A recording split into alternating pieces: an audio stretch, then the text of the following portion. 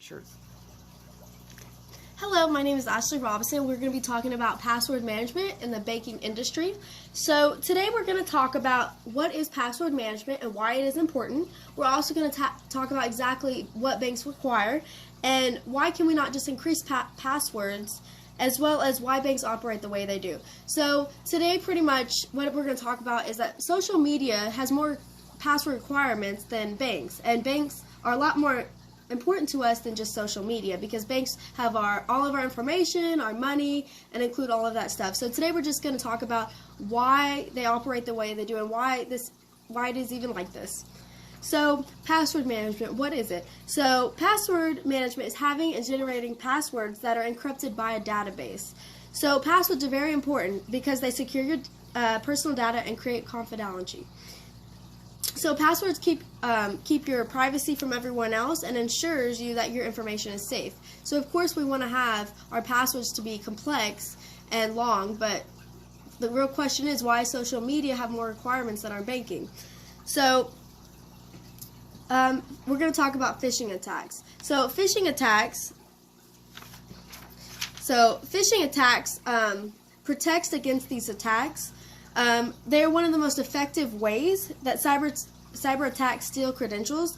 So we're talking about this because some banks do require this, which is an extra step of keeping our information safe.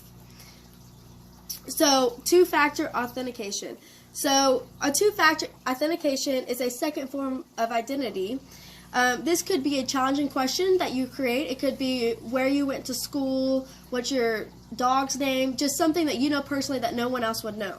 Another thing could be a PIN. This would be your personal phone number, that they would send a PIN to your personal phone to know that this is really you and somebody is not trying to hack into your account or banking information. So what this does is ensure that your information is safe, or at least safer than most with this two-factor authentication. So when it comes to banks, what do they actually require? So for online banking, of course, every bank is different. They have their own requirements. So some banks, such as Wells Fargo, Capital One, and many more, they don't even require case-sensitive passwords. So that's where the two-factor authentication comes in, because they do want it to be safe, but even though they do not require the case-sensitive. So the trick to all of this and to mitigate and prevent hacking is to use unique and long and complex passwords, and also to update them routinely, as well as not use the same password for every website. This is very common. Many people do not remember all of your passwords, so they use the same one for every website. This could be Facebook, to your banking, to your anything, Instagram, Snapchat, it's all the same. So if they get into Facebook, then they can get into your banking because you made it the same. This is very easy for people to get into, and then they have all your information, all your internet, they can hack into anything. So it is very important to have different passwords, not write them down, but just have them somewhere secret that nobody else will have them, and make sure you update them routinely as well. So an example I'm going to use today is American Express. So American Express has passwords requirements that are comprised of numbers and letters. They do not encourage any special characters, and this is because hacking software can recognize those special characters, so they do not encourage them at all. So the length of their password requirements is 8 characters, and this is because it reduces keyboard contact. So what this means is that softwares can tell when a password is based on the information most common keys pressed. So if it's more than 8, they can tell by your contact, because there's more numbers and it's easier to hack.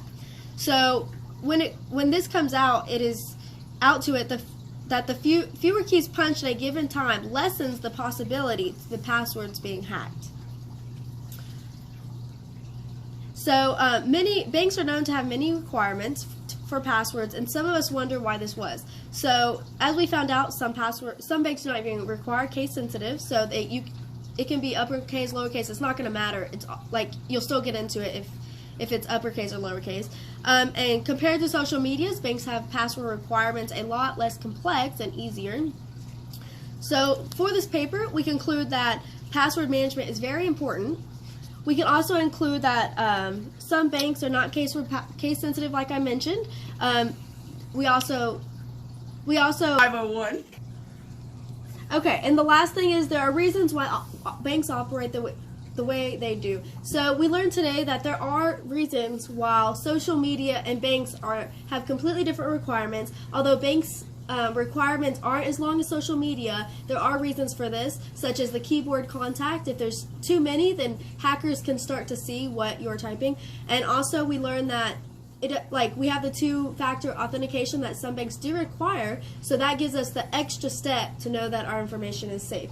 So as I mentioned, I recommend that you change your passwords regularly, that they are long and complex, and that you use different passwords for every social media, banks, whatever. I recommend that you have them all different. Thank you.